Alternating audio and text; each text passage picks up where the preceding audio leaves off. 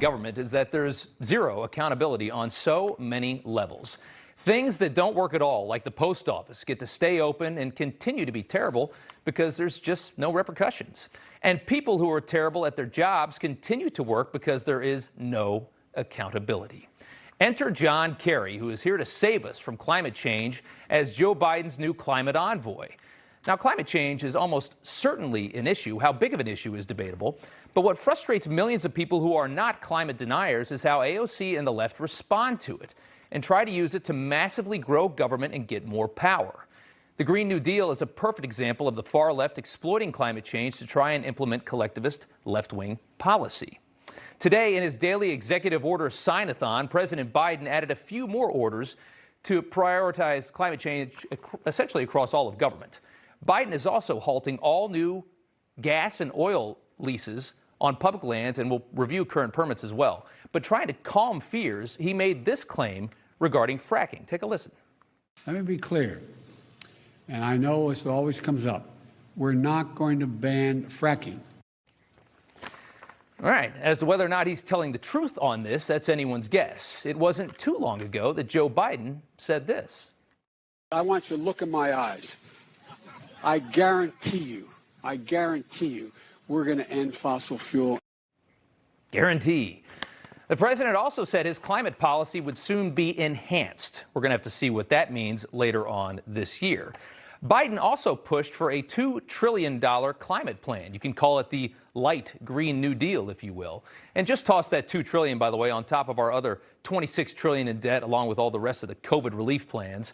At this point, our debt is no longer even a real thing in Washington. I guess we should just pretend that it doesn't even exist. As far as potential tax increases to pay for our green new paradise go, yesterday, Senator Rick Scott asked Biden's nominee for Commerce Secretary about tax hikes. I, as governor, am deeply in touch with how much increasing bills affect the average American family.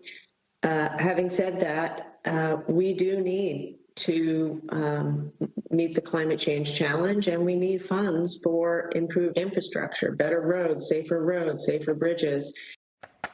So, yeah, basically, we're going to have to raise taxes on the middle class to cover a lot of this. By the way, that's the governor of the least business-friendly state in the country, ranked in the year 2019, and she wants to be Commerce Secretary. Some of the decisions made by this administration are hilarious.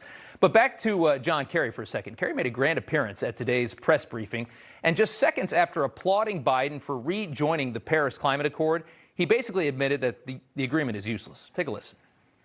Paris alone is not enough, not when almost 90% of all of the planet's emissions, global emissions, come from outside of U.S. borders. We could go to zero tomorrow, and the problem isn't solved. There you have it. The Paris Accord is actually pointless, and that's a liberal John Kerry telling you that. All right, let's take a closer look at the world's worst polluters, though. China does about 28% of the polluting. The United States in second place at 15%, India at 7%, Russia at 5%, Japan at 3%. Those are the top 5. The rest of the world handles the other 42% of the pollution. The Paris Accord literally incentivized China and India a combined 35% of the problem to pollute more until 2030. It really did that. Set the mark high because it's the 2030 output that they're going to have to start reducing from. Yes, the Paris Accord is really that dumb.